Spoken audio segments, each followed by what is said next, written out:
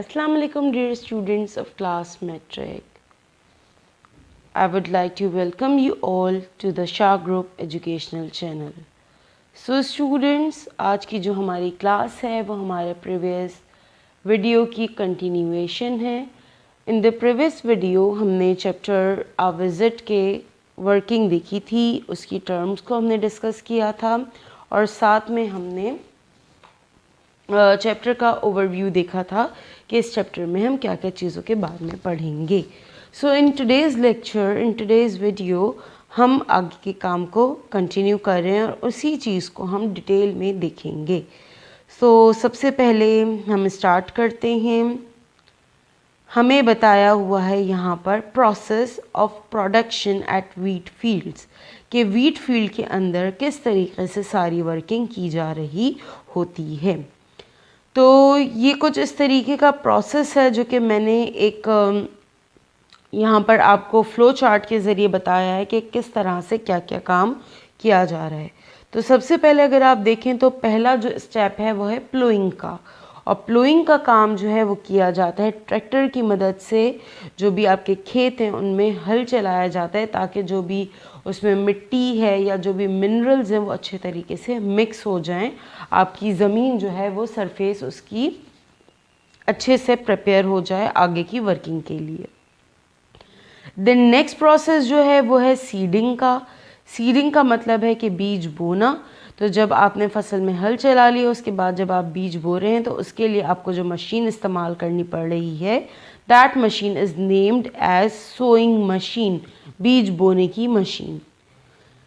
जब आपने प्लोइंग कर ली, आपने सीडिंग कर ली, उसके बाद अब आपने छोड़ देना है अपनी फील्ड को कि वो प्रिपेयर हो, वो तैयार हो. तो उन सब टाइम पीरियड के लिए आपको अपनी फील्ड की देखभाल करनी पड़ती है, लुक आफ्टर करना पड़ता है उसको. तो उसके लिए आप स्प्रे करते हैं कि जो भी इस पेस्ट का या इंसेक्टिसाइड्स का, ताकि जितने भी जर्म्स हैं या फिर जो भी हार्मफुल इंसेक्ट्स हैं उससे आपकी फील्ड जो है वो प्रोटेक्टेड रहे. और साथ साथ ही पानी भी दिया जाता है. तो यहाँ पर इन्होंने मॉडल एग्रीकल्चर फार्म के अंदर बताया था कि हमारा अपना कैनाल वाटर है वो हम खुद से इस्तेमाल कर रहे होते हैं. देन जब आपकी फील्ड बिल्कुल रेडी हो गई है तो उसके बाद जो प्रोसेस होता है वो हार्वेस्टिंग का है, यानी फसल की कटाई का है, और ये काम किया जा रहा है with the help of harvester. उसके बाद आपके पास ये दो मशीन्स आ जाती हैं जो कि हमने प्रीवियस वीडियो के अंदर भी देखी थी, कंबाइन और थ्रेशर. तो कंबाइन की मदद से फसल की कटाई और उसकी टाइंग हो रही होती है, जबकि जब फसल कट गई, बिल्कुल अलग हो गई, उसके बाद उसके छिलके को और उसका जो ग्रेन है, बीज है, उसको अलग करना होता है. तो उसके लिए मशीन इस्तेमाल की जाती है थ्रेशर. तो इस तरीके से करके ये पूरा प्रोसेस वीट फील्ड के अंदर चल रहा होता है, जिसके ज़रिए हमें वीट मिल रहा होता है, वीट के ग्रेन मिल रहे होते हैं. फिर वही वीट के ग्रेन जो है वो आगे प्रोसेस होते हैं और आगे प्रोसेस होकर उसको जो है ग्राइंड किया जाता है, उससे फ्लावर बनाया जाता है, वीट फ्लावर और दूसरे जो भी उसके प्रोडक्ट्स हैं, और फिर वो आगे जाके मार्केट के अंदर सेल आउट किए जा रहे होते हैं. तो ये इस तरीके से करके ये सारे प्रोसेस से गुजर के जो वीट आटा हमारे पास पहुंच रहा है, वीट फ्लावर, तो वो इस सारे प्रोसेस से होकर हम तक पहुंच रहा होता है. देन नेक्स्ट हम बात कर रहे हैं यहाँ पर अबाउट मेथड ऑफ फार्मिंग, कि वो कौन कौन से मेथड्स यूज़ कर रहे हैं फार्मिंग के और किस तरीके से पूरे फार्मिंग का प्रोसीजर कर रहे हैं अपने फील्ड में.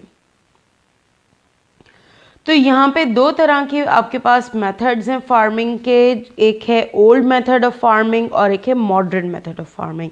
तो ये जो मॉडल एग्रीकल्चर फार्म है ये मॉडर्न मेथड ऑफ फार्मिंग को यूज़ करते हुए जो भी गुड्स हैं या जो भी चीज़ें हैं उनको प्रोड्यूस कर रहा है. तो यहाँ पर मैंने इसको डिफरेंस करके बनाया है आपके पास, क्योंकि ये क्वेश्चन भी आता है तो आप इसको डिफरेंस के फॉर्मेट पे भी याद रख सकते हैं, मेमोराइज करने के लिए आपको आसानी रहेगी. तो सबसे पहले बताया जा रहा है कि जो मेथड्स ऑफ फार्मिंग है, ओल्ड मेथड्स में अगर आप देखें तो बिल्कुल ओल्ड फैशन्ड हैं, जबकि जो मॉडर्न है वो बिल्कुल एडवांस मेथड ऑफ फार्मिंग है. इसी तरीके से जो ओल्ड मेथड ऑफ फार्मिंग है वो ट्रेडिशनल है और जो मॉडर्न मेथड ऑफ फार्मिंग है वो टेक्नोलॉजिकल है, टेक्नोलॉजी की बेसिस के ऊपर काम किया जा रहा है। ओल्ड मेथड ऑफ फार्मिंग में सारा काम हाथों की मदद से, यानी प्लोइंग भी वो जो है वो कोई भी कार्ट ले लेते हैं, ब्लॉक कार्ट ले लेते हैं जिसकी मदद से वो प्लोइंग कर रहे होते हैं। इसी तरीके से सीडिंग के लिए वो अपने हाथों से ख़ुद सीड डाल रहे होते हैं। जबकि यहाँ अगर आप देखें मॉडर्न मेथड ऑफ फार्मिंग के अंदर तो यहाँ पर सारा काम मशीन्स कर रही हैं। और इसी तरीके से आपकी बुक में ये रेफरेंस भी दिया हुआ है कि एक मशीन इतनी वर्किंग कर रही है जितना कि 100 लोग मिलकर काम कर रहे होते हैं, यानी कि एक मशीन 100 पीपल को रिप्लेस कर रही है। तो जब इतना ज़्यादा काम होगा तो जाहिर सी बात है आउटपुट भी उसी हिसाब से होगा। तो जो लास्ट इसका डिफरेंस है उसमें इसके आउटपुट के ही बारे में बताया जा रहा है कि इट प्रोड्यूसेस, जो ओल्ड मेथड ऑफ फार्मिंग है उसके ज़रिए आप प्रोड्यूस कर रहे हैं 15 to 20 quintals of wheat per hectare. एक हेक्टर के ऊपर 15 से 20 क्विंटल। क्विंटल की हमने टर्म पढ़ी थी कि एक क्विंटल जो है वो 100 kgs के बराबर होता है, ठीक है। जबकि अगर आप मॉडर्न मेथड ऑफ फार्मिंग में देखें तो वो प्रोड्यूस कर रहा है 60 to 70 क्विंटल्स। इसका मतलब है अगर आप देखें तो अराउंड 300% ज़्यादा प्रोड्यूस कर रहा है एक मॉडर्न फार्म या एक मॉडल एग्रीकल्चरल फार्म एक ओल्ड फार्म या जो भी ओल्ड मेथड ऑफ फार्मिंग है उसको इस्तेमाल करते हुए। So it was the difference between the old and modern method of farming. चलें हम बढ़ते हैं कुछ MCQs की तरफ। MCQ जो आपको नंबर 1 यहाँ पर दिया हुआ है उसमें पूछा जा रहा है to enrich the soil means, ज़मीन को ज़रखेज़ बनाना, इनरिच करना, उसका मतलब क्या है। ऑप्शंस देख लेते हैं। Option A to irrigate it, B to make the land fertile, C to grow fruit on it, D none of these. So students take your time and give me an answer. क्या आना चाहिए इस blank में? To enrich the soil means, yes, the correct answer is to make the land fertile. Next MCQ.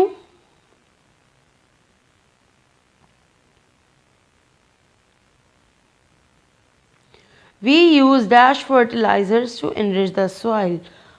Model agricultural farm के अंदर कौन से fertilisers इस्तेमाल किए जाते हैं ज़मीन को ज़रखेज़ रखने के लिए? ऑप्शन है आपके पास chemical, local, technical, none of these. तो क्या है इसका करेक्ट आंसर? कौन सी खाद इस्तेमाल की जा रही है? Chemical fertilisers. So students it was all about the chapter a visit. I hope आपको चैप्टर अच्छे तरीके से समझ आ गया होगा। इंशाल्लाह नेक्स्ट वीडियो में न्यू टॉपिक के साथ मुलाकात होगी। टिल देन अपना ख्याल रखिएगा। अल्लाह हाफिज़ and do subscribe this channel.